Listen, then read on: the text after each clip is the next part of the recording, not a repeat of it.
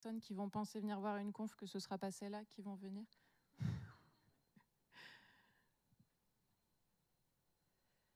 Mais c'est bien, on va voyager pour la fin de journée. Normalement. Si. Il y en a qui aiment la fantaisie ici ou pas? Avec le Y, mais IE aussi, ça marche? Un peu? Parce que ça va parler de ça un peu. De d'autres qui vont découvrir. Normalement, je donne cette conférence dans une robe médiévale. Mais ce n'était pas prévu. C'est con, elle est belle. Bonjour.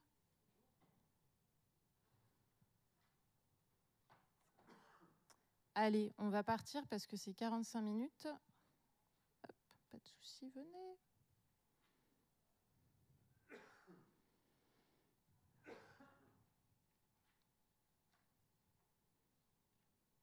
Alors, merci d'être là parce que donc il y a eu des échanges un peu dans les plannings. Il y a notamment Anne qui devait donner la conf et qui malheureusement ne peut pas venir la donner. Donc je me suis proposée de donner cette conf que j'ai donnée la semaine dernière à l'Agile Tour Rennes sur comment j'ai transformé une organisation de festival en agilité. Déjà, merci aux sponsors, notamment S2I, placement de produits, mais à tous les autres aussi. Alors, moi, je suis donc Joanne Gouallier. Côté Moldu, on va dire, je suis une ancienne chargée de communication. J'ai fait un bac littéraire. Je suis ingénieure, pas du tout. Syndrome de l'imposteur, c'était pas cette conf, hein, c'est ça? Non. Et je suis coach en orga produit et formatrice. Et puis je donne des conférences comme là. Côté festival, je suis trésorière, donc effectivement j'ai parlé d'un bac littéraire, donc on peut voir la cohérence. Je suis aussi donc responsable communication et responsable sponsoring du festival dont je vais vous parler. Ce festival, il s'appelle Fenrir. Il y a des gens qui connaissent Fenrir? Ouais, le loup, tout ça. Il n'est pas super cool, mais nous, on l'a rendu sympa. C'est pour annoncer la couleur. C'est un festival qui a été créé dans la tête de notre président qui s'appelle Seb, qui a beaucoup d'idées. Et les gens qui ont beaucoup d'idées pendant le Covid, ils n'ont pas fait du pain. Ils se sont dit, je vais faire un festival. Voilà, tout en faisant du pain, parce qu'il fait beaucoup de trucs d'un coup. Et donc, il a eu l'idée avec sa femme. Et donc, en 2021, il y a eu la première édition de ce festival Fenrir, qui est en Bretagne, voilà, à Liffré, si on a qui veulent venir l'année prochaine. Très jolie ville près de Rennes. Et il s'est dit, voilà, moi, je veux faire un festival qui va ouvrir le monde de la fantaisie, du médiéval aussi. Fantasy, c'est, vous savez, Tolkien, les elfes, tout ça, là, truc de nerd. Mais je veux rendre ça justement ouvert à tous. Je veux faire connaître ça. Donc aussi bien les fans de fantasy, mais aussi les familles, les enfants, les personnes âgées. Je veux ouvrir cette culture à tout le monde. Donc il est allé voir la mairie. Et en 3 jours, la mairie a validé. Il avait monté son business plan, parce que quand il pense, il fait plein de choses d'un coup, il ne dort pas. Et donc, il a monté son plan et la mairie a dit banco, ok, on monte ce festival pour tout le monde, pour la ville. Fenrir, c'est quoi? Fenrir, c'est donc 2 journées où on va avoir déjà des bénévoles et une équipe d'orgas. C'est un peu comme un Agile Tour. On ne voit pas trop tout le taf qui est fait derrière, mais clairement, sans eux, il ne se passe rien. Donc, une équipe de potes. Voilà, on s'entend bien. C'est aussi des animations. Donc, voilà, de la harpe, des spectacles pour les enfants. Voilà, ça va être plein des villages on verra après, mais de nains, qui sont formidables. Ça va être aussi, donc, le but dans nos valeurs du festival, c'est d'avoir un festival ouvert à tous et donc gratuit. Comme ça, il n'y a pas de problème de budget. Petit et grand, donc on fait aussi beaucoup de choses pour les enfants, beaucoup d'animations pour les enfants et pour les adultes aussi. Parce que les adultes, ils s'émerveillent un peu moins que les enfants, c'est dommage. Le but, c'est de rentrer dans le festival et tu prends ta charge mentale, ton cerveau, tu le poses et puis tu es dans un autre monde. On fait aussi, on a beaucoup d'exposants. On va avoir une centaine d'exposants. Il y en a qui reconnaissent ces gens? C'est le Naël Band. Je ne sais pas si ça vous parle, si vous n'êtes pas en Bretagne. Super groupe, je conseille. Des exposants qui viennent présenter soit du travail du cuir, de l'artisanat, de la métallurgie, des bijoux, des illustrations, des livres. Et donc, on essaie de prendre des gens locaux qui ne commandent pas leurs choses sur Amazon, mais qui le font eux-mêmes. Donc, d'avoir une sélection voilà, de produits locaux et de qualité. c'est aussi donc ces animations-là pour faire découvrir l'univers du cosplay, l'univers du GN grandeur nature. Est-ce qu'il y en a qui connaissent le GN? Je sens que là, tu en as un fan hardcore. Le GN, c'est partir en gros 3 jours dans la forêt et puis, par exemple, se déguiser en nain et puis vivre un truc pendant 3 jours. Alors, ça coupe totalement le cerveau et on en a besoin parfois. C'est très réducteur, je sais, mais comme j'ai 45 minutes, je pourrais faire 40 minutes sur le GN. Et c'est aussi des initiations, c'est faire découvrir cet univers, donc faire des initiations, on faisait des mini-scènes de GN de 5 minutes où les gens se prenaient pour des chevaliers et se prêtaient au jeu, c'est faire des initiations au jeu de rôle, découvrir, donc avec ces fameux dés là, ces fameux dés, de faire découvrir tout ça. Et donc c'était super parce qu'il y avait des tables de grands-parents avec leurs petits-enfants comme ça qui découvraient le jeu de rôle. Cette conférence, du coup, j'ai amené deux problématiques, 2 questions. C'est déjà en quoi l'agilité permet la bonne organisation d'un festival. Et puis, du coup, qu'est-ce qui se cache derrière l'organisation d'un festival? Parce que quand j'ai commencé à rédiger la conf, j'ai un pote qui disait, mais celui qui était là tout à l'heure, pour ceux qui l'ont vu, il m'a dit, mais c'est génial, en fait, t'expliques ce qui se passe derrière, et on n'a pas conscience de ce qui se passe derrière un festival. Le festival, cette année, pour la 3e édition, il a accueilli 7500 personnes, et l'année prochaine, on tape sur 10 000, ce qui demande un tout petit peu de travail. Surtout quand ce n'est pas notre métier. Donc moi, oui, il y en aura beaucoup, t'inquiète pas. Moi, je rejoins cette équipe en septembre 2023, donc pour la préparation de la 3e édition qui a eu lieu là en mai. Et je me dis, mais ça a l'air génial. Moi, je suis allée visiter à la 2e édition, j'étais avec mon fils, je me suis dit, mais c'est incroyable, enfin, voilà, j'ai adoré. Donc je me dis, tiens, je vais me mettre dans l'équipe d'orga.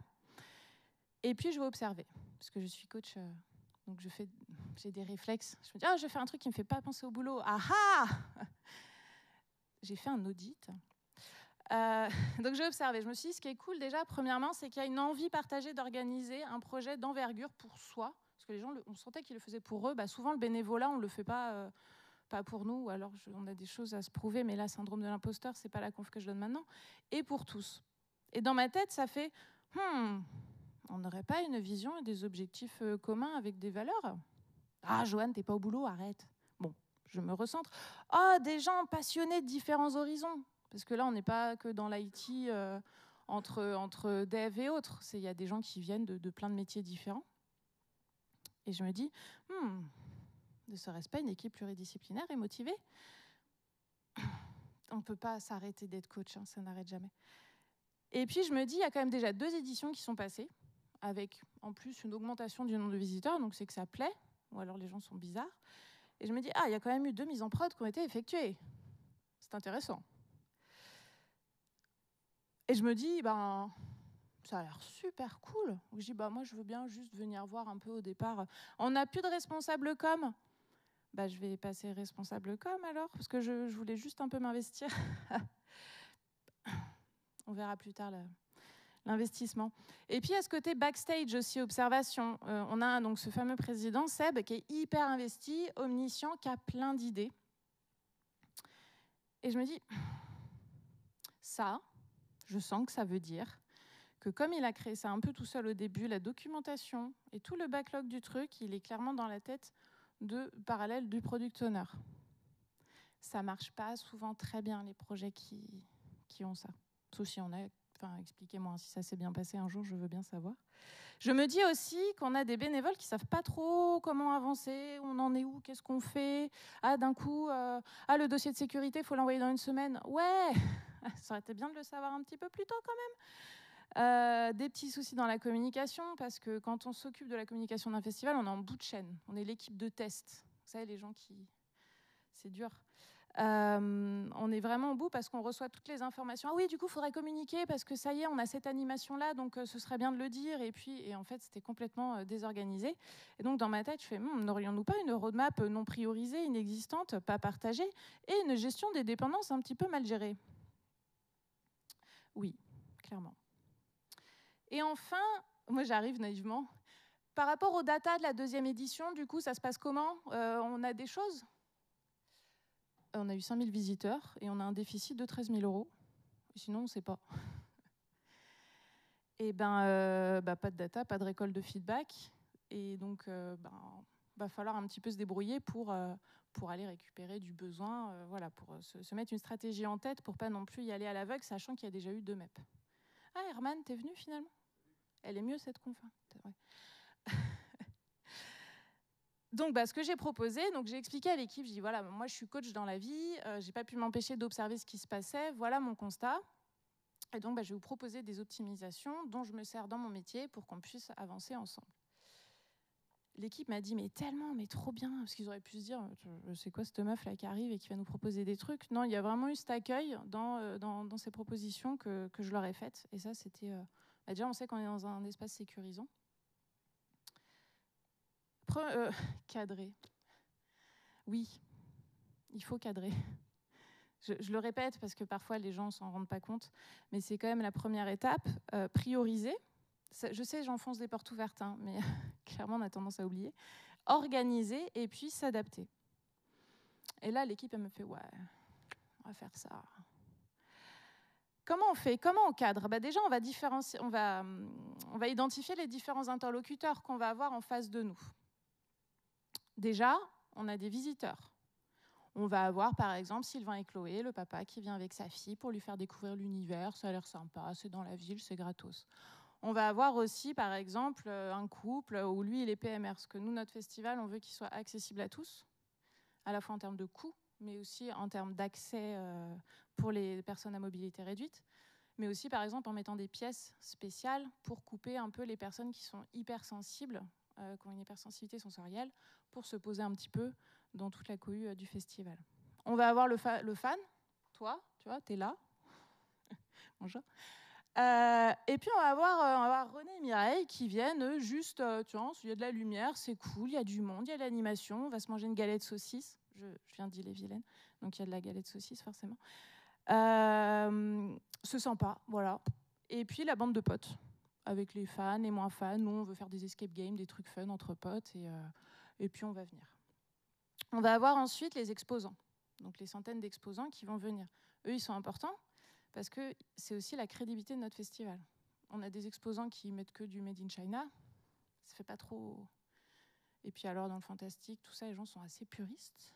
Il faut pas... Ouais. Clairement, il ne faut pas se louper là-dessus. Et on va avoir aussi des animations, donc ce que je vous disais tout à l'heure. Et puis nous, les bénévoles. On verra plus tard quand on les oublie un petit peu, ils prennent cher et après c'est compliqué. Parce qu'il faut prendre soin de soi avant toute chose. Et quand on a un festival, le soi, c'est l'équipe d'organisation.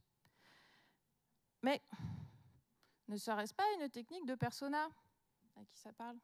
Oui, je suis actrice. En fait, mon processus dans ma tête, ça a été de se dire, je vais utiliser des techniques de l'agilité, mais je ne vais pas dire aux gens qui viennent, par exemple, un food truck de ramen, on va faire des personas, je vous explique. Non, mais je vais leur amener l'idée de, voilà, on va penser à des personnes et à chaque fois qu'on va réfléchir à une optimisation ou une idée, on va se dire à qui ça va profiter, qui est-ce qu'on va toucher, et pensons à toucher aussi tout le monde. Ensuite, on a nos parties prenantes nécessaires, c'est-à-dire en rouge, on va avoir les institutions, parce qu'elles nous suivent et puis accessoirement, elles nous donnent des sous. Et donc la mairie notamment, donc mairie de Liffré, qui nous suit beaucoup et sans eux, on ne pourrait pas faire le festival. Et puis des partenaires, des sponsors. Alors on a la chance à Liffré d'avoir à la fois l'usine Clermont qui fournit des saucisses, rapport aux galettes saucisses, et puis Coref qui fait de la bière. C'est pratique pour un festival. Quand on a fait ça, on va réfléchir à toutes les tâches qu'il y a à réaliser. Donc c'est là où on découvre un peu plus ce qu'il y a dans un festival. Il y a des choses dont je vous ai déjà parlé, mais mine de rien, il y a tout le boulot de gérer la sécurité.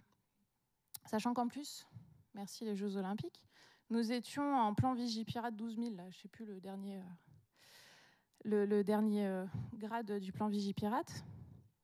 Ça implique quoi quand on fait un festival fantasy? C'est que quand il y a Robert qui arrive habillé en chevalier avec son épée, même si elle est en plastique, on lui dit « tu laisses ton épée ». Ça paraît détail, hein. T'as envie de venir avec une épée? Ça veut dire ajouter des gens à la sécurité à l'entrée pour filtrer tous les accessoires de cosplay qui vont être amenés. C'est un exemple, mais mine de rien, ça, si on n'y pense pas avant, on n'est pas dans la sécu. La sécu, c'est tous les dossiers de sécurité qu'il faut faire, l'administratif. Il en faut. pour dossier de préfecture, typiquement. Alors, je vous le raconterai après, ça c'est plus marrant. Sur la sécurité. Vous ferez penser. Herman, tu notes? Merci. Et puis trouver animation exposant, voilà, tout ça, c'est à prendre en compte dans un festival. Ne serait-ce pas un backlog produit? Je ne leur ai pas dit ça comme ça. Hein. Mais dans ma tête, je me suis dit, OK, alors on va commencer déjà à mapper, on va voir les fonctionnalités principales. OK, je vois l'idée. Ensuite, on va prioriser. Parce que dans une équipe d'orga, clin d'œil Agile Tour Grenoble, je pense que c'est pareil pour vous aussi, c'est plein de gens qui ont plein d'idées. C'est bien les idées, mais parfois, c'est beaucoup. Donc, il va falloir qu'on prenne des décisions. Donc, il va falloir qu'on priorise. Donc, on va réfléchir à des facteurs de priorisation. Les dates à respecter. Dossier de sécurité, accessoirement la date du festival. Voilà, vaut mieux. On ne peut pas repousser la MEP, hein. C'est mort. La volonté collective d'offrir un festival ouvert à toutes et tous. Je vous parlais d'un déficit d'argent quand on a commencé la 3e édition. Quand on fait un festival, c'est la 3e édition qui te dit tu peux continuer ou tu meurs. C'est toujours la 3e édition. On s'est posé la question, est-ce qu'on va passer payant? Est-ce qu'on met même 2 € à l'entrée? Et on s'est dit, non, merde, c'est pas nos valeurs. On veut être gratuit, on veut que tout le monde vienne, donc non. Du coup, on va galérer pour la thune. Bon, bah tant pis, on va couper dans les animations, il y en aura moins, mais on reste gratuit. Le budget. Faudrait faire venir Alexandre Astier. Non, il ne viendra pas, cherchez pas. Les opportunités. Les opportunités, bah, typiquement, on verra après, mais on a fait venir une guest, on ne s'était pas du tout prévu parce qu'il y avait eu un contact pour faire venir une guest. Teasing. Mais qui est cette guest? L'attrait des visiteurs, est-ce que ça va plaire? Est-ce que si on propose cette animation, ça va plaire à nos personas? Les contraintes de sécurité, fameux, comment je l'ai appelé? Roger, je crois. Tout va bien. Les compétences aussi, la personnalité et la disponibilité des bénévoles. On est dans un monde de bénévoles. Des gens qui ont une vie, qui ont un travail, qui ont une famille, qui ont des problèmes personnels. Et ça, bah, c'est pas toujours évident à gérer. Parce que ben, y a ceux qui sont « Non, mais on donne tout. » Ok, toi, t'es à fond. Moi, je suis maman solo, j'ai un enfant à gérer. Donc, quand tu mets les trucs à 20h, c'est compliqué. Ouais. Surtout qu'Herman ne veut pas garder mon fils, il est chiant. Oui, pas mon fils. Non, il est formidable, forcément, objectivement. Mais c'est ça à prendre en compte aussi. Et puis les compétences. Typiquement, la com, la communication, ça ne s'invente pas non plus. Alors, bien sûr, quand on bosse dans une entreprise, les fonctions support, la communication, bah, c'est facile, tu fais 3 slides. Non, clairement, c'est un métier. Reconnaissons-le. Payer les gens à leur juste valeur, c'était un message. Mais ce sont des vraies compétences. De rien, hein, c'est un vrai métier. J'ai reçu ton chèque. Hein. Merci. On ne serait pas sur une matrice WSJF. Donc ça, c'est un outil utilisé en safe parce qu'ils n'ont pas fait que des trucs qui servent... c'est un autre sujet. En tout cas, voilà, moi, dans ma tête... Alors, je n'ai pas amené ça un soir en réunion en disant « on va faire ça ». Non, mais dans ma tête, encore une fois, je me suis dit « tiens, ça ressemble à ça ». C'est prendre en compte tous ces paramètres-là, calculer sur la disponibilité des bénévoles. Parce qu'on peut avoir encore des trucs, ouais, ça match, c'est trop bien, c'est dans nos valeurs, ça rentre dans le budget. Ouais, qui gère? Bah non, on ne fera pas. Alors, moi, je vais vous donner l'exemple de ce fameux pôle communication, qui a plein de choses à faire. Typiquement, donc, ces fameuses idées, quand on a un qui dit « ouais, il faudrait être sur TikTok », moyenne d'âge 38 ans, que des boomers, qui sait gérer TikTok? Ben, on ne sera pas sur TikTok. Je connais un gars qui a un contact à France 3 qui pourrait éventuellement nous faire un petit reportage. Bah, tu cours 2 mois après la personne qui t'a dit qu'il connaissait le gars, qui a dit qu'il recontacterait le gars. Résultat, tu as perdu je ne sais pas combien de temps de messages. Tu n'as jamais eu ton contact à France 3. Donc, je connais un gars qui a un contact, on le vire. Et si on vendait des suites comme Wellfest, ce serait cool, kiff personnel. Mais enfin, déjà, si on fait du merchandising, on va commencer avec des tote bags, ce serait bien. Et puis, on verra si ça marche. On va mettre des... Alors, pardon, mais Nantes et Rennes, c'est pas à côté. C'est pas non plus dans la même région. c'était cadeau. On met des affiches jusqu'à Nantes. Ok, qui va aller les mettre, tes affiches? Ça coûte des sous, il faut payer des assos ou des gens qui vont aller mettre des affiches et tout. Rappel, on n'a plus de thunes, donc non, on n'ira pas mettre des affiches jusqu'à Nantes, tant pis. Et faudrait poster des vidéos toutes les semaines sur Insta. C'est un métier, ça s'appelle community manager, il travaille 35 heures. Non, on n'ira pas faire tout le temps des vidéos sur Insta. Donc c'est un peu des exemples voilà, d'idées et de se dire comment est-ce qu'on priorise, comment est-ce qu'on reste focus. Oh, valeur Scrum. C'était cadeau. Et du coup, moi, je me suis dit, bah là, c'est bon, on arrête les conneries, on va réfléchir ensemble. Nous allons prioriser. Pour faire connaître fonctionnalité, faire connaître le festival, on va penser à qu'est-ce qui est impératif. Bon, il faut qu'on existe quand même sur les réseaux sociaux, Facebook, Instagram, ça on sait faire. Il y a quand même encore des gens dessus. Réaliser des supports de communication, bah, faire une affiche quand même qu'on n'ira pas mettre à Nantes, mais qu'on ira mettre jusqu'à Saint-Sulpice-la-Forêt, joli petit village breton. Répondre aux besoins internes. Bah oui, on va répondre, ceux qui s'occupent des animations, il faut qu'on les communique, les exposants font qu'on communique qu'ils soient là, enfin, il faut qu'on fasse un plan pour les visiteurs du site. Ça, c'est impératif. Nécessaire, bah, ce serait bien qu'on fasse des relations presse. Faire des relations presse est un métier. Il y a des gens, c'est 35 heures, je vais beaucoup le dire pour des choses comme ça, mais c'est clairement un métier. Oui, ce serait bien, et c'est du taf. S'appuyer sur des partenaires, mettre en avant les exposants, ils sont 100. Tous les mettre en avant, vraiment? Faire 100 posts réseaux sociaux? Et puis, dans l'idéal, ce serait cool, genre de créer un buzz, faire un truc qui tourne, avoir une présence soutenue donc, sur les réseaux sociaux toutes les semaines, faire du merch. Quand les gens font un festival, ils veulent du merch. Surtout les geeks, hein, je suis désolée, hein, mais le geek veut repartir avec son truc de merch. Merci, ça nous permet de gagner des sous. Mais pareil, c'est qui va gérer? Et donc là, oh là là, mais quel outil ai-je utilisé? Un Mosco. Si vous ne voyez pas ce que c'est, allez vous renseigner. C'est un outil très pratique de priorisation. Pareil, je ne leur ai pas dit, venez, on va faire un Mosco. Non, ils s'en foutent de ça. Mais d'expliquer comment est-ce qu'on priorise, se poser les bonnes questions. Après, on va se répartir le travail. On va se répartir en équipe. On va se structurer. Les gros mots. On a créé des pôles. Et puis, on a mis des gens, bah, ceux qui avaient dans l'orga, sur les pôles. Qu'est-ce qu'on remarque déjà? On remarque qu'on a des personnes qui sont à plusieurs endroits, des goulots d'étranglement de type humain. Et donc ça, bah, ça va être un petit peu chaud, warning quand même. Mais bon, on n'a pas le choix. On va se synchroniser. On va se faire des moments, des points de synchro. Oh, ça a été complètement novateur pour eux. Hein. À peu près tous les mois, on s'appelle et on voit où on en est. Bah, mine de rien, c'est quand ça ne vient pas naturellement, bah, les gens, ils vont peut-être pas le faire direct. Et puis, on va aussi se faire des rencontres de type apéro tous les 3 mois pour échanger sur le sujet. On va aussi s'outiller. On va se faire des comptes rendus de réunion. Pouah, comme ça va commencer à documenter. On va communiquer par Discord. En tout cas, on aura un canal de communication. Et puis, on va aussi, avec un collègue qui est dans l'informatique aussi, on s'est dit, ouais, viens, on fait un Kanban sous Trello. Ça va être trop bien, les tâches. Enfin, c'est bien, ça. On a présenté le Trello. Au bout de 2 semaines, on a fait, pourquoi il n'y a que nous qui s'en servons? C'était too much, hein, clairement. Donc, on a pris un outil révolutionnaire que tout le monde connaissait. On a utilisé Excel, parce que le monde tient sur Excel, mais clairement, au moins, bah, les gens le remplissaient. Donc, parfois, on peut essayer des trucs, et puis il faut un peu quand même l'agilité, bon, un peu les outils un peu temporisés. Et puis aussi, ce qui est important, c'est de se fédérer. Parce qu'une équipe d'organisation qui ne se connaît pas, c'est beaucoup plus compliqué d'organiser quelque chose ensemble. Encore une fois, on ne se voit pas tous les jours au travail. Donc, par exemple, nos tote bags, oh, j'en ai un là, ici, on les faisait nous. On les a sérigraphiés, nous. On se faisait des soirées jeux de société, on s'est monté une équipe de jeux de rôle, on allait voir d'autres festivals avec tous nos enfants et tout pour voir ce qui se faisait. J'ai utilisé un outil très agile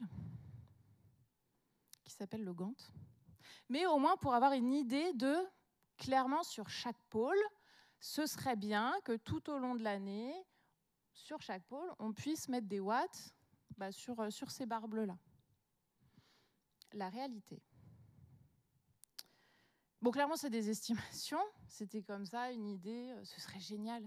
Mais après, j'ai oublié un peu ma matrice, la WSJF, j'ai oublié la disponibilité des bénévoles en dessous. Ce qui s'est passé, c'est pas sympa de rigoler, hein. C'est que le gris, alors clairement, c'est là où on n'a pas été là, Parce que, typiquement, voilà, il y en a une qui a divorcé, il y en a un qui a sa boîte qui a coulé, enfin, une année géniale. On s'est tous bien soutenus, mais on n'a pas pu être là à tous les rendez-vous. Donc, on s'est retrouvés à la fin. Ah ouais, c'est là où je peux me servir de ça. Sur un gros goulot d'étranglement, notamment, oh bah là, le pôle communication en bout de chaîne. Et ça a été sport, enfin, vraiment, on n'en pouvait plus. Comme on dit dans Top Chef, on donne tout, on lâche rien. Bah là, sur 3 mois, c'est... Et puis alors, quand tu dis oui pour être trésorier, tu penses que tu es tranquille quand le festival il est passé? Non, tu bosses encore toi tout seul face à tes factures après. Maintenant, je sais. Et puis, il faut savoir aussi s'adapter. On a eu une opportunité qui était, j'ai un contact qui, oh putain, ça commence mal, mais par contre, on a l'opportunité de faire venir lui. Il y en a qui connaissent lui? Laura Burgonde, Kaamelott. Le mec a fait que 6 épisodes, hein. Mais il est connu, il est génial. Le gars, il dit salsifie, il pète et les gens adorent. Ça fait du bien de revenir en enfance. Et donc, l'idée, c'était de se dire, on va faire un pari, on va reprendre la matrice, là. On va dire, attends, côté deadline externe, on est à 15 jours du festival. Ça rentre dans les valeurs du festival, c'est cool. Côté budget, on avait dit qu'on coupait les budgets. Il n'est pas gratos à faire venir, hein, notre ami Guillaume Briat. Côté opportunité, c'est une super opportunité. Ça va attirer beaucoup de monde. Ça permet de refaire de la com. Bon, là, clairement, on va mettre un petit coup de relations presse, au moins dans Ouest France, le journal. Contraintes de sécu et compétences des bénévoles, faire venir un guest, ça ne s'invente pas, en fait. Est-ce qu'il y a des contraintes de sécu? Est-ce qu'il y a des choses spéciales à faire? On n'en savait rien, nous. Et puis la disponibilité des bénévoles, c'était qui va gérer ça en fait, parce que ça se gère, tu dois prendre des billets, tu es en contact avec lui et tout. Oh bah c'est le taf de la com, ça non? Bah oui. Bon en même temps c'était Guillaume Briat, hein. J'ai dit oui. Hein. Donc on s'est dit c'est chaud, on n'a pas le budget, mais ça va être fun et ça va attirer du monde. On y va. Cet argument ne marche pas souvent en entreprise, hein, mais ça nous a convaincus, clairement. Surtout la trésorière. C'est génial d'être schizo dans une orga. Et donc, c'est parti. On a fait venir Guillaume Briat. L'opportunité qu'on a eue en plus, c'est qu'on s'est dit oh, c'est le moment de faire du merch. On va aller acheter des cuillères en bois qu'on va faire logotyper Fenrir pour les faire dédicacer. Oh, la marge. Merveilleux. Les gens étaient au taquet. On a vidé tous les magasins aux alentours de 15 km autour de Liffré au niveau des cuillères en bois. Ils n'ont pas compris. Mais c'était génial. C'était un très bon pari. Ça a fait venir quand même pas mal de gens. Du coup, le festival se passe. Je ne vais pas vous raconter le festival complètement, mais ce qu'on peut se dire, c'est que le festival, sécurité, le teasing, je reviens. Festival qui ouvre donc on fait un concert le vendredi soir et après il ouvrait le samedi pour la journée. Vendredi 14h, le chef de la sécurité vient nous voir. On peut pas ouvrir le festival. Hein? On n'a pas l'accord de la préfecture. Ah. Mais si le maire signe un papier pour dire qu'il prend en charge toute la responsabilité des problèmes de sécurité dans le festival, on est bon. Qui va voir le maire? On est allé voir le maire, on lui a demandé. Et il a signé. Et on a eu vraiment beaucoup de chance et on a pu ouvrir le festival. Mais bon, ça c'est un peu comme trouver un bug très bloquant de dernière minute avant une MEP un vendredi. Enfin, nous, on était le vendredi notamment. Ça se corrige et ça se pousse en prod, c'est pas grave. On verra plus tard. La météo devait être dégueulasse. Pas de cliché sur la Bretagne. En fait, elle était bonne. Il a juste plu une fois dans chaque jour. Ça va. Que pendant 1 heure. Mais on a eu beaucoup de chance. Qu'est-ce qu'on a fait après le festival? Il me reste combien de temps en fait? Oh, je suis tellement pas large. On allait prendre des feedbacks. On a fait des formulaires, Google Forms. Mais ils n'avaient jamais fait ça, eux, de se dire tiens, on va faire vraiment. Comment est-ce qu'on construit un formulaire de feedback? C'est un métier, ça aussi, ça s'apprend. Mes études m'ont quand même un peu servi. Et on s'est dit, mais on en fait quoi? Je dis, on fait un QR code et puis on le met aux 2 endroits stratégiques d'un festival. La buvette et les chiottes. Si tu mets ton affiche quand les gens attendent pour aller aux toilettes, tiens, hop, je vais prendre le temps de donner mon avis. Donc ça a plutôt bien marché. Puis après, tu le partages sur les réseaux sociaux. qu'est-ce que ces feedbacks disent? Qu'on a eu une satisfaction, mine de rien, de 8,6 sur 10 des visiteurs. Et on a vu qu'en fait, les gens sont revenus de l'année précédente à 50% quand même. Et 15% souhaitent être bénévoles. Ils ne savent pas ce qui se passe. Ce qui est génial, c'est que les gens nous ont dit oh, c'était tellement bien organisé et tout, vous aviez l'air tellement serein. Ouais. S'ils savaient tout ce qui... Je ne vous raconte pas tout ce qui s'est passé, mais bref, ça reste entre nous et l'équipe d'orga, mais c'était formidable. Les exposants hyper contents, sauf tant mieux, et 83% veulent revenir. Mais il y a un moment, il faut qu'on puisse aussi proposer de la nouveauté. Et donc, c'est de se dire comment est-ce qu'on fait après pour rééquilibrer la partie exposant. Et puis, nos bénévoles. Ils sont gentils, ils ont mis 7,4 sur 10, mais clairement, on a manqué de bénévoles et on n'avait pas de pôle bénévole, de responsable bénévole. Ils n'avaient pas de planning, ils ne savaient pas trop quoi faire. On avait des talkie-walkie, moi j'ai coupé au bout d'un moment, je dis c'est bon, ça brûle de partout. Et au bout d'un moment, je me baladais en festival, puis je dis mais ça fait combien de temps toi que tu es à la buvette? 7 heures. T'as pris une pause ou pas? Non, mais va prendre une pause. Enfin voilà, on en était là, et donc là on s'est dit là, faut qu'on fasse quelque chose, c'est pas possible, on doit prendre soin de nos bénévoles.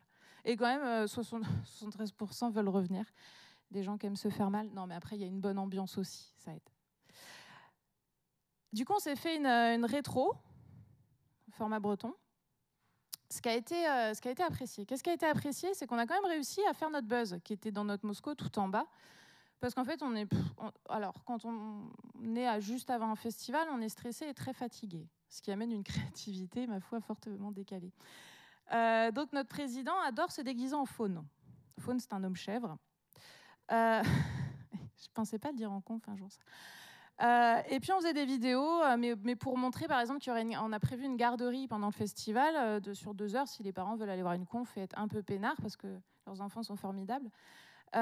Et du coup, pour montrer la garderie, il était déguisé en faune, à montrer, voilà, c'est là qu'on va parquer vos petits orques. Et enfin voilà, on faisait des petites vidéos comme ça. Et en fait, sur Insta, je dis mais Seb, t'as été liké 3500 fois et on a gagné 3000 followers.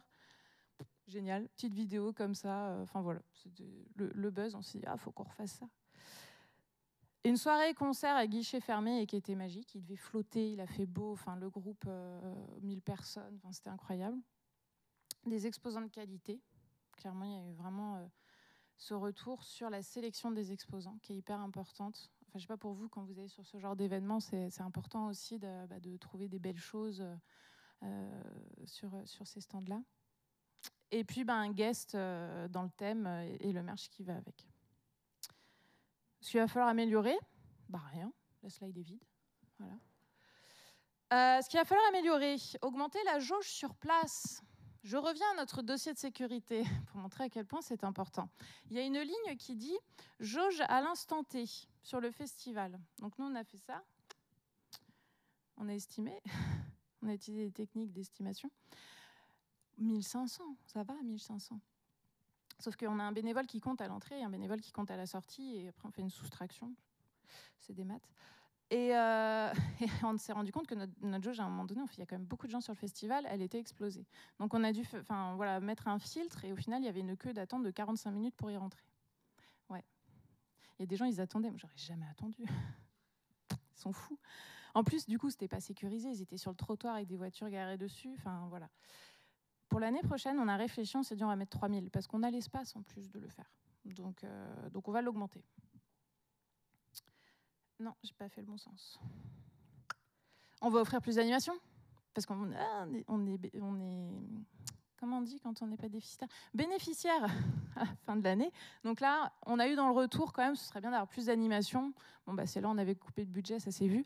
Donc là, on va remettre et rajouter. Nous avons donc une guest l'année prochaine encore. Je spoilerai pas. Il s'appelle Merlin, il est dans Kaamelott. On va renforcer la team Orga parce qu'on n'en pouvait plus. Enfin, on était plus quelques-uns à avoir beaucoup donné, notamment au bureau. On a dit franchement, si c'est comme ça l'année prochaine, non, c'est pas possible. J'adore, mais on va mourir en fait. Donc il nous faut au moins 4 personnes en plus, et qui soient dans l'âme du festival aussi. C'est ce qu'une personne qui n'est pas dans les valeurs peut te péter toute une orga. Et on a recruté Antoine, il est merveilleux, formidable. Et on va augmenter le nombre de bénévoles, plus 50%, et puis on va en prendre soin, on va s'en occuper. Donc on se prépare pour la 4e édition, c'est bientôt fini, je vous rassure. C'est en cours, c'est maintenant. On a commencé cet été. Et on a agrandi l'équipe. Donc en gris, ceux qui sont restés, et on a rajouté des pôles, on a rajouté des gens, et on s'est surtout rajouté un Scrum Master, je ne l'ai pas dit comme ça, mais un pilote qui va vraiment chapeauter les dépendances pour éviter les goulots d'étranglement. Breaking news, un Scrum Master, c'est hyper pratique. Je ne sais pas ce qu'ils vous ont dit dans les autres confs, mais quand il est bon, sinon ça peut tout massacrer, qu'il a les bonnes soft skills, c'est hyper pratique. Et on s'est dit, on va se faire un fonctionnement itératif pour voir un peu où on en va, pour éviter de ces goulots d'étranglement toutes les 2 semaines, pour suivre un peu toutes les tâches. Et on va aussi le faire avec la mairie, parce que la mairie, elle est dans le flou total de ce qu'on avance, elle nous soutient, mais le coup du papier à 14 h le vendredi, ils ont fait oui, quand même, on a fait c'est pas trop passé comme ça. Mais en tout cas, on s'est dit on va aussi itérer avec eux, donc on va faire des démos, ce qui équivaut à des démonstrations avec eux. Et donc on est parti sur un système un peu de sprint. On va fidéliser et recruter des bénévoles. On va se créer des événements spéciaux avec les bénévoles, on va se faire des jeux, des déj. On va aller aussi sur d'autres événements de la ville. Se créer aussi, pour maintenir la notoriété, un autre événement dans l'année. Là, on a fait un truc super fun. Je vous jure, ça va être fun. Un concours de puzzle. C'est trop fun. J'ai découvert, c'est addictif, faut pas faire ça. Voilà, un concours de puzzle pour petits et grands qui nous a permis de récolter des sous pour payer plus d'animations. Et ça a cartonné et ça permet aussi de faire parler de notre association au mois de novembre. Si j'ai donné envie aux gens de faire du puzzle, j'en suis désolée, parce que vraiment, c'est hyper addictif. Mais c'était super. Qu'est-ce que j'ai appris de tout ça? Des choses quand même pas mal. Oh, cette gestion du timing, incroyable. Déjà, sécuriser. C'est offrir un... Oui, ce mot est tellement galvaudé, mais c'est un vrai mot. Un espace bienveillant et rassurant et se sentir libre de partager ses vulnérabilités et ses craintes. C'est-à-dire, quand toi, tu arrives en tant que coach, ancien communicant, il y en a, ils se disent « Oh putain, pardon, gros mot ». Là, le syndrome de l'imposteur de certains arrive aussi, quoi. Ils se disent « Ok, moi, je n'ai jamais fait, je ne sais pas ». Donc, c'est aussi savoir rassurer, dire « Mais voilà, toi, tu as plein d'autres choses à apporter, on va matcher ensemble ». Et puis, partager ses vulnérabilités et ses craintes. Je suis nulle en termes de partage de vulnérabilité. Je ne sais pas faire ça. Je suis très exigeante envers moi-même. Et du coup, quand il faut porter des trucs, ouais, Guillaume Bria, t'inquiète, je gère. Sponsoring, on n'a pas de responsable. Allez, je gère, t'inquiète, je connais Roger à Super U. Bref, et puis il y a un moment, en fait, où personnellement, moi, après le festival, j'ai été en PLS pendant 1 mois. Mentalement, enfin tout, énergétiquement tout. Et donc cette année, j'ai dit, alors, quand vous voyez que je prends des trucs, maintenant vous me connaissez, vous me dites non, vous me plaquez au sol. Voilà, rugby, plaquage. Et je préviens. Et au moins, on se connaît. Et ça, je ne peux le faire que quand je me sens en sécurité. Quand je ne suis pas en sécurité, c'est autre chose. Mais en tout cas, voilà, d'avoir cet espace-là, de pouvoir se partager entre nous, de pouvoir se dire, attention, là, tu es en train de trop prendre, trop porter. Attention, là, tes idées, elles sont un peu trop faux-folles. La personne ne va pas le prendre mal parce qu'elle se sent en sécurité. Et ça, c'est hyper important. Cadrer, rappeler le cap. Se synchroniser et éviter le gaspillage d'idées, le gaspillage d'énergie, les choses qui n'aboutissent pas. À chaque fois, on pense MVP pour le côté agile. On teste des petites choses, voilà, des tote bags, des cuillères en bois. L'année prochaine, du coup, on fait des puzzles personnalisés. Ils sont trop beaux. Et après, on verra pour les suites. S'économiser, garder un œil sur sa jauge d'énergie et celle de l'équipe et ne pas avoir peur à se reposer sur les autres. La première année, j'avais une jeune, elle a 25 ans, ça fait mal de dire ça, petite jeunette, à la com avec moi, qui était graphiste, et la première année, elle me dit « Non, mais moi, je veux aucune responsabilité. Tu me dis quoi faire, je te le fais. » Et cette année, je lui dis « Ok, ça va plus être possible. tu m'as vu faire pendant 1 an. En plus, elle a ramené une autre jeune avec elle, de 25 ans. J'aurais demandé, elles ne connaissent pas TikTok, c'est nul. Mais je dis, OK, mais cette année, Amel, j'ai besoin que tu montes en compétence, que tu prennes confiance. Et c'est génial parce qu'elle s'est révélée, quoi. C'était top, je peux lui déléguer. Je peux déléguer. J'apprends, apprentissage. Et voilà, et elle a pris le rôle et ça permet aussi de faire grandir les gens en dehors du travail. Le travail n'est pas tout. Et enfin, non, pas enfin, parce que l'enfant il est après, s'encourager. Oui, c'est sûr. Enfin, faut aussi encourager les idées. C'est pas parce qu'il y en a, elles sont complètement dingues, mais on se challenge. Au final, on arrive sur un autre bout d'idées, mais qui vient du départ. Mais c'est aussi savoir stimuler toutes les idées. C'est pas parce qu'elle a 25 ans et qu'elle veut pas, enfin qu'elle veut juste faire des créas graphiques que lors des points de synchro, elle peut pas donner son avis sur la sécu. Je sais, ça paraît tellement bateau et bisounours de dire ça, mais c'est tellement pas le cas dans toutes les équipes.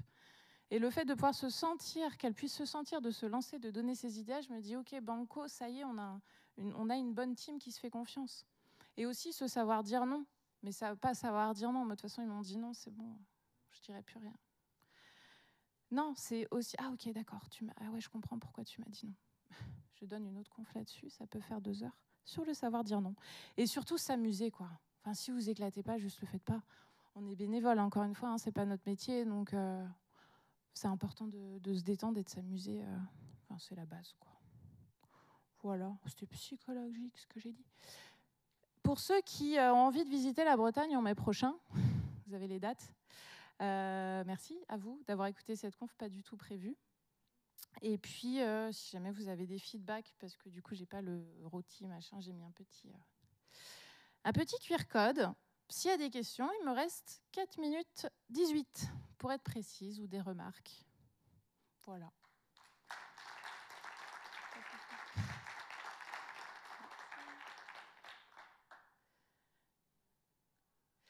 Oui, je te prendrai un tote bag. J'ai vu ta question. On ne fait pas 2D encore, 2D20. Bonne idée. Oui, dis-moi.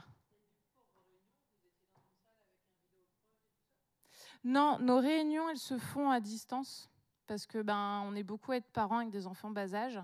Donc, on fait ça, j'adore, parce que celui qui est Scrum Master, lui, n'a pas d'enfant. Donc, il nous mettait les points à 18h30. Alors, ce sera 20h30.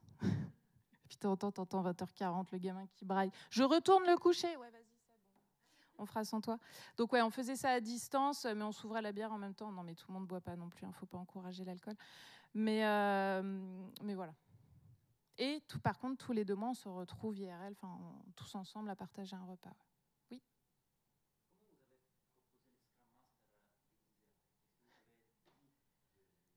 Comment vous avez proposé les Scrum Masters En fait, ça a été une évidence. Tu vois, c'est de dire, OK, sur l'année dernière, on a fait ce qu'on a pu, on a pris conscience de ces problèmes de dépendance. On voit que en fait, je le faisais déjà un peu naturellement. OK, on en est où les gars? Là, il faudrait qu'on synchronise parce que je vois que sur le sujet de la logistique, il y a la logistique à gérer aussi. La logistique a besoin des infos, des animations pour savoir l'emplacement, les métrages nécessaires. Et donc, je le faisais assez naturellement. Et donc, quand j'ai dit un peu stop sur ma jauge d'énergie, j'ai dit il faut quelqu'un, clairement, qui soit notre pilote, qu'on écoutera, qui saura nous dire non, qui saura nous remettre dans les rails, qui saura prioriser, qui priorisera. Et c'est venu naturellement. J'avoue, je triche, cette personne est dans l'agilité. Ça a aidé. Il est développeur. Les développeurs peuvent être Scrum Master, je le place. Mais voilà, les gens ont fait mais oui, mais merci. Enfin, ils le remercient en fait de faire ce job. Et ça, c'est merveilleux. Remercier son Scrum Master. Oui, ça répond à ta question. J'ai tendance à partir un peu. Est-ce qu'il y a une autre question, une autre remarque? Oui, dis-moi.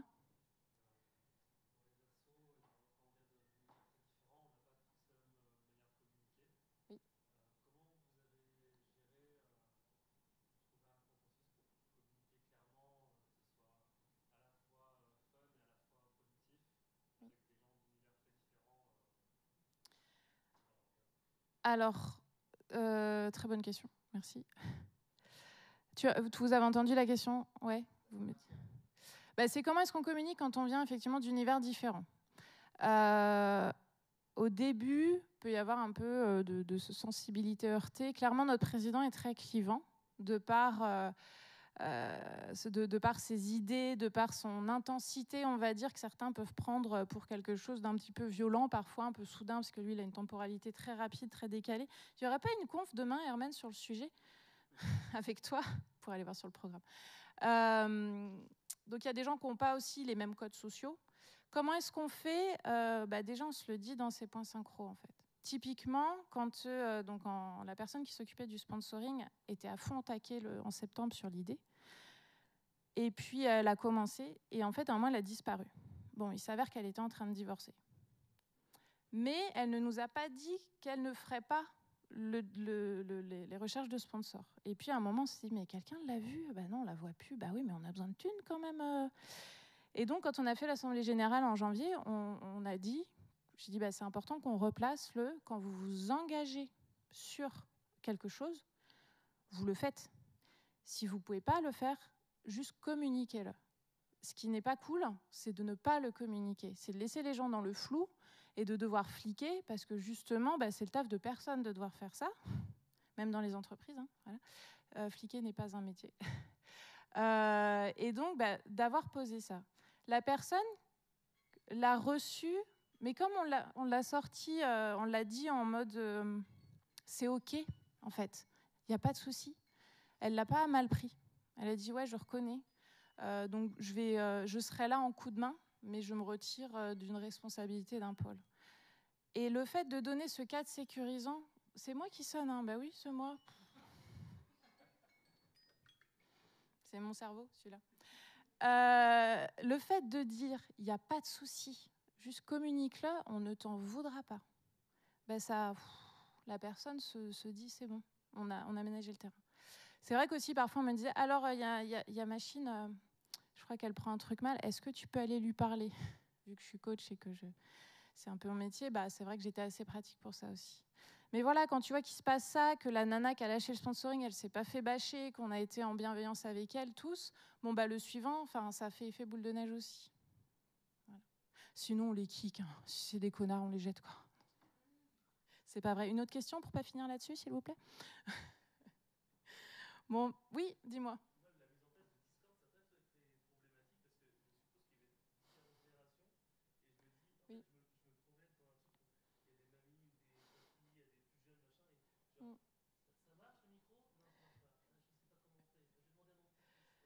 J'ai testé sur ma mère. Oui, ça pourrait être tout un pan. Discord, oui, parce qu'il y a quand même beaucoup de geeks. Effectivement, l'effet Discord, alors, on a créé aussi, je ne l'ai pas mis, mais un pôle IT pour tout ce qui est gestion de drive, boîte mail. Il a fait des docs, vraiment avec des screenshots. Tu cliques là, tu cliques là. C'est notre responsable IT. Il est ravi. Mais oui, il n'y a pas le choix. Et c'est vrai qu'on s'est rendu compte qu'on a besoin de ce pôle IT pour familiariser les gens avec les outils qu'on utilise. Et puis après, en plus, les gens ont commencé à créer des chans. On a créé un chan pour ci, pour ça. Il y a eu des débats, ça a été l'enfer. Il y avait 15 000 chans. Donc le côté on faut faire, on en fait trop, et puis après on réduit. On a galéré, mais je crois que ça y est, on a trouvé notre rythme. Mais c'est clair que c'est compliqué. C'est comme le Trello, tu essayes. Ouais. Je vous remercie, je ne vais pas vous retenir en otage plus longtemps. Merci beaucoup.